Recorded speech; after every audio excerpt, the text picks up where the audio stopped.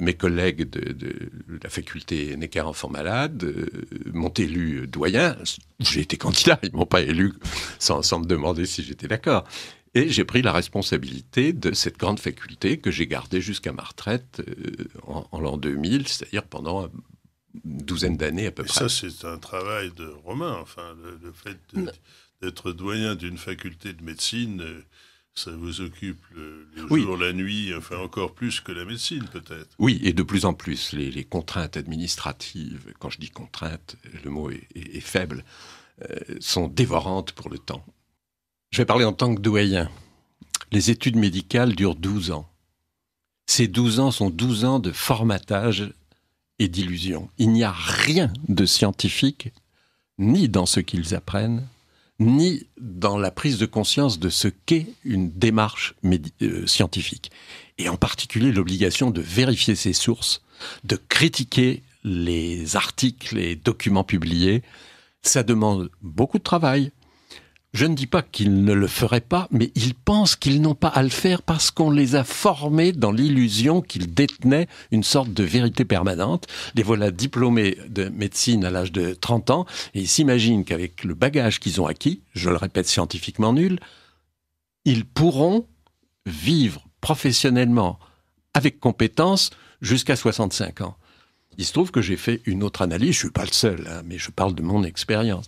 Je passe tous les jours 3 à 4 heures à lire des grandes revues médicales internationales, malheureusement en anglais, ce qui ne facilite pas les choses de nos médecins français qui, le moins qu'on puisse dire, c'est qu'ils ne maîtrisent pas la langue. J'ai parlé tout à l'heure de prescrire, c'est une garantie chez les médecins, parce que c'est la seule revue française de langue française de qualité, mais il est clair que s'ils lisaient un peu plus la littérature médicale qu'ils ne le font, mais ils le font pas mais c'est pas par paresse. Ils ne le font pas parce qu'ils pensent qu'ils sont... J'appelle un cardiologue à propos des statines un jour. Et il me dit son point de vue, je traite. Mais je dis, tu te bases sur quoi? Tu as lu les papiers qui concernent les statines? Il éclate de rire. Et il me dit, mais enfin, on est tous d'accord. Tout le monde est d'accord. Attends. Tout le monde est d'accord. Mais tu l'as entendu dire où? Mais dans le dernier congrès, j'ai rencontré plein d'amis, on a pris un pot ensemble, tout le monde était d'accord. Voilà, c'est ça. Il y a, de la part des médecins, une illusion sur ce qu'ils savent. Une illusion sur la pérennité toute leur vie professionnelle du savoir acquis dans leur jeunesse. Tout est à revoir dans la formation des médecins, sur tous les plans, à la fois sur le plan des relations humaines avec leurs malades. La médecine, c'est pas une science. Ou plutôt c'est une science sociale et psychologique autant que de sciences dures. Mais ils n'ont ni l'une ni l'autre des formations. Ils ont appris par cœur ce qui était considéré comme vrai au moment où ils l'ont appris, c'était déjà périmé en général, et ils vont vivre toute leur vie avec ça. J'ai fait 20 fois l'expérience. L'histoire des statines, pour moi, était fascinante. Bon, j'ai lu à peu près 900 ou 1000 articles sur les statines. Je me trouve devant des cardiologues qui n'en ont lu aucun. Comment voulez-vous qu'il y ait une discussion? C'est pas possible.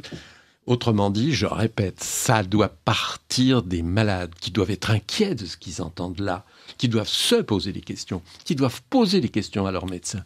Et les médecins généralistes sont des gens qui ont envie de servir et d'aider leurs malades et qui ont le moyen, s'ils le veulent, de remonter aux sources. Alors, petit à petit, l'un entraînant l'autre, on ne pourra pas continuer à avoir un État qui se conduit comme il le fait, qui rembourse des médicaments inutiles, qui fait comme si les 30 000 morts par an d'accidents thérapeutiques n'existaient pas, qui nous annonce qu'il va réduire encore les crédits de recherche, mais il va continuer à rembourser les médicaments au lieu d'utiliser cet argent-là pour financer de nouvelles recherches. Tout est à revoir.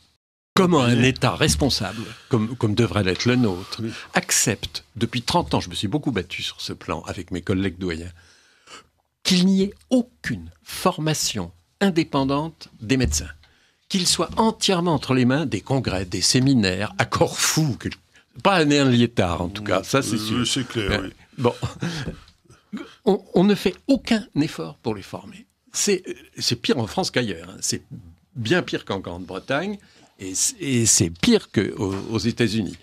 Alors, Les malheureux, entre le quotidien du médecin, le journal qui leur répand la vérité de l'industrie pharmaceutique, les visiteurs médicaux et les congrès financés par l'industrie, comment voulez-vous qu'ils accèdent à un minimum de vérité et d'esprit critique ? Malheureusement, il y a un très grand nombre de sites internet qui sont créés et nourris par l'industrie pharmaceutique. Il est dès lors pas facile, toujours en tout cas, pour le malade de savoir s'il est devant des gens indépendants ou pas indépendants. Mais vous avez raison, les progrès se font petit à petit, et il y a beaucoup à attendre de cette recherche personnelle du malade. Le malade n'est pas chez le vétérinaire quand il est chez le médecin, il ne va pas rester passif. Il doit discuter de la validité du traitement avec son médecin. Je ne crois pas que les médecins se rebelleraient contre ça. Ça fait partie de la relation de confiance entre eux et leurs malades. Et une relation de confiance, ça se construit. Et ça se construit par le dialogue sur des questions importantes. Dès lors, je pense que grâce au réseau Internet, comme vous le soulignez, et par les questions qu'ils poseront à leurs médecins, ils y verront plus clair surtout.